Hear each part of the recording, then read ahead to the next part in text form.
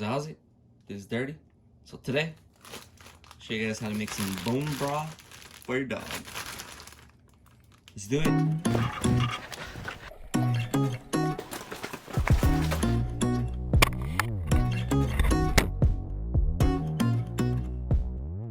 So recently, I've been trying to find more things to use my Instant Pot for, and one of the things I see a lot of people making is bone broth for people, or for humans. Basically, just you make it and you can just drink it. I mean, it tastes really good. You can use it for cooking and whatnot also, but you can also make bone broth for your dog. So we actually switched our dog to the raw dog food diet, and we've just been looking for more ways to incorporate different foods into his diet so that he gets, a more balanced diet. So one of the things I wanted to do was kind of fatten him up, because the diet that we gave him was really lean, so he was really losing a lot of weight. So we wanted to add a little bit more fat to his diet. So we've been actually giving him raw goat's milk, raw eggs also, but the bone broth is really good too, because it just gives has a lot of collagen and all that good stuff in it. So we're gonna make some for the dog. And actually, you could even drink this yourself. It just doesn't have that much flavor because there's no salt, and actually there's no onions and garlic and stuff too. So real simple though. All you're gonna need is some bones. These are beef bones. You can use, what I like to use usually is, you want to try to get the spine if you can, because the spine has all kinds of goodies in it. So if you have, say, a turkey, like you're doing a turkey, you save that turkey neck, make some broth out of that. If you have a chicken, try to get some of that spine in there. That's the key. If you don't have it, regular bones are fine, but like I said, the spine is a little bit better if you have one. We also are gonna put in some carrots, celery, and apple cider vinegar. Since I'm going to be feeding this to my dog, I've been trying to use all organic stuff, just because I want to avoid any pesticides and stuff like that, because I don't want him to get, sick or anything. For us, for the humans, we just buy whatever, but for my dog, I care a little bit more, I guess. Okay, so let's load this thing up. This is the 6-quart. Whatever you have, just make sure you kind of tone it down to fit. There's no real measurement in this recipe, so basically, just add as many bones as you want. I'm just gonna add a good amount so that they kind of cover the bottom here. Oh yeah, this fatty right here should be good. We're throwing it all in. So we got 3 nice big bones there. It looks like some kind of leg or something. Wash my hands. Also just got some baby carrots. Like I said, these are just leftovers. If you have regular carrots, that's fine. Also, the beauty about bone broth, when you make it for yourself or for your dog or whatever, what we do is during the week, or during, when I'm making different kind of recipes, I'll try to save all of the scraps from vegetables. Like if you have an onion, you save the skin, any of the peel, the root end that you cut off, any scraps from that. Use the celery, same thing, take all the ends off, carrot, peels, whatever, all these little scraps, you just throw them in a bag, freeze them, and then when you're gonna make bone broth, you just throw them all in there. That's what I usually do for the bone broth that we eat. But for my dog, like I said, I try to get all this organic stuff just to make sure that there's no extra things on it. So, like I said, you can add carrots. I'm gonna add this whole bag. I would say, at least 1 carrot or something. Then I'm also gonna add some celery. And I like to get some of these leaves in there if you can too. So I'm going to put these outside ones and break it up a little more. Get this inside bad boy right there. Let's give these a quick rinse. And we'll just pop these in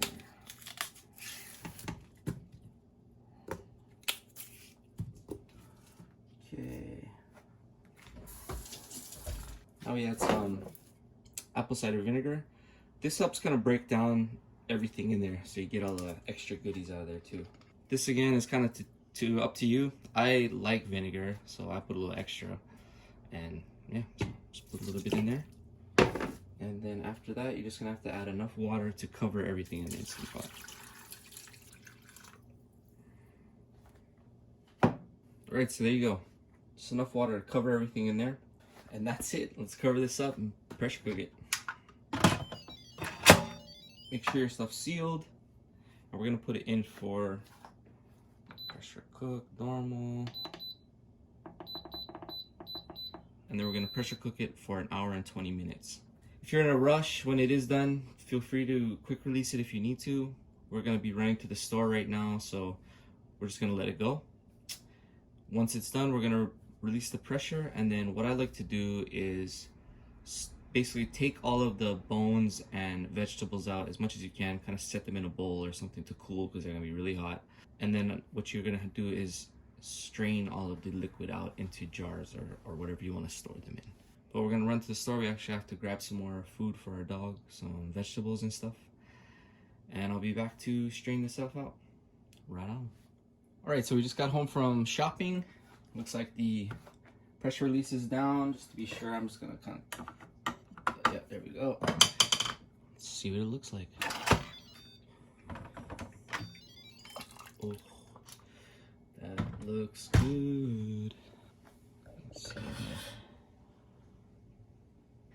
And it smells super beefy. All right.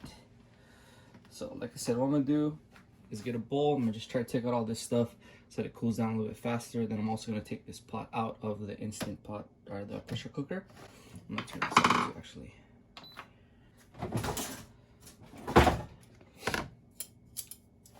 All right, so let's take these out.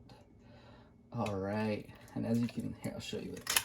Oh, see if you can see all that gelatinous goodness. So what we did basically was break all it down, cook it down, and now hopefully it should all be in this broth. So get a lot of collagen, get all that good stuff in there for our dog, or for yourself. If like I said, I made bone broth for the family a couple times for just to drink. It's great for hangovers and stuff too, or if you have like any kind of just feeling junk, like sick, sore stomach, even a cold or something. It's really good. And I would just have a jar of it, and then I'd put a little bit in a coffee mug and just heat it up and drink it. And that's really good. And then of course you can use it for cooking and stuff too. So yeah, as you can see, you got all that marrow, all that good stuff. Oh shit. Oh man, look at it. Yeah, you can see it's like hollow in there. All that cooked out. Oh no. Okay, I'm taking out the bones and all the vegetables. And I thought, why not use these carrots? Because I'm gonna make some, like basically a pumpkin puree or squash puree for my dog after. And usually I put carrots in there, and I kind of was thinking like what I could use these carrots for. Even though they're pretty much, you know, dead, like they're just all cooked out and stuff, but might as well. So I'm gonna put these on the side and throw them in with throw them in with my squash mix I'm gonna make later. All right, now that I have most of the big stuff out of there, I'm just gonna take this pot out of the cooker so that it can cool a little bit faster. All right, so I got out most of the big stuff. It just makes this part a little bit easier. I'm gonna throw mine in some jars, let it cool off a little bit more too. What I like to do also is, it's kind of hard to see, but there's basically like a layer of fat or oil on here. Now, if your dog has, you know, of course, weight problems or something, then, you know, you're probably not gonna wanna put that fat in there. What you can always do though is put it in the jar, let it cool, and you'll get that fat cap on top and you can just remove it. For my dog, we really, he's lost a lot of weight since we put him on this new diet, and we kind of want to make sure he has enough fat in his diet. So what I try to do is I'll kind of stir it up so that way, you know, you're kind of mixing all that. You can see that fat in there, that, you know, the separation of it. I kind of want to stir it up so that way hopefully all the jars get a little bit of fat in them. And, you know, that way they, like I said, we want the fat in there, so it's up to you if you want it or not. But basically all I'm doing now is just straining out all of the, you know, the other bits that are in there. Just making the broth look a little nicer also. Just got a simple strainer or sieve. I wouldn't get too fine on it. You know, again, we're just kind of filtering out the bigger stuff. I mean, the little bits, you know, it doesn't really matter. I'm sure the dogs love it, so. And so far I've made a couple batches of this bone broth. This is the second beef one I've made for the dogs, and the first one, man, I loaded it with bones. I mean, because so basically the way I got these bones was the place that we get our raw dog food from. They once in a while sell like huge bags of cow bones and stuff, just random huge cuts, and it was super cheap. I think it was like 20-30 bucks or something. So we just bought that, but the problem was it, you know, basically fills our whole freezer up. So the first batch I made, I loaded it with bones. There were so many bones in there. And that bone broth was thick, man. Like once I refrigerated it, it was like almost the whole thing was like jelly. So it was definitely had a bunch of collagen and goodness in there. The second one I didn't put as many bones, and definitely it didn't turn as solid, but it's still, you could tell it was thicker, like, you know, it had some goodness in there. Right, this one jar. We got Damascus right here. He's smelling it. He wants it. All right. So I filled up 3 mason jars, and I still have a little bit left. So this stuff stays good for about a week if you just keep it refrigerated. If you want to keep it longer, or like obviously you kind of make a large batch, what I do is freeze it. So what you can do is, of course, just use like some kind of ice cube trays. Just so you know though, it might put a little of the bone broth flavor in the trays if it's plastic. So if you're gonna do it, I recommend using a separate tray that you don't use for your normal ice. What I'm gonna do is, we got these silicone like ice trays, or you know, basically you can put whatever you want on them, but or candy molds, whatever. And you know, of course, I got the paw prints and the dog bones. So since we're making bone broth, I'm gonna make some little frozen bones here with this little leftover we have here. So I'm just gonna pour it into this to make it a little bit easier. So what I'm gonna do to make, like I said, this is a little bit tricky to put into these small little bone things here. So what I usually do is put it into a little, you know, squirt bottle, basically like a ketchup bottle if you have it. It helps to fill these small little containers. Also, when putting this in the freezer, it's kind of tricky because it's real loose and stuff. So what I sometimes do is put something underneath, like a, okay, took a little while. I'll just put a small little cutting board on it. That way I can keep it flat when I put it in the freezer. And make sure I have some room in the freezer. Okay, I had to make some room in there. So we're just gonna pour this into our little squirt bottle, make it a little easier for us. And of course, make sure that your bone broth is nice and cool before you pour it into a plastic bottle like this. Okay, this is the tricky part, starting it. Let's see. You can see Damascus right there. He's just sniffing away. Okay, well, let me give myself a little bit more room. All right, let's see if we can do this.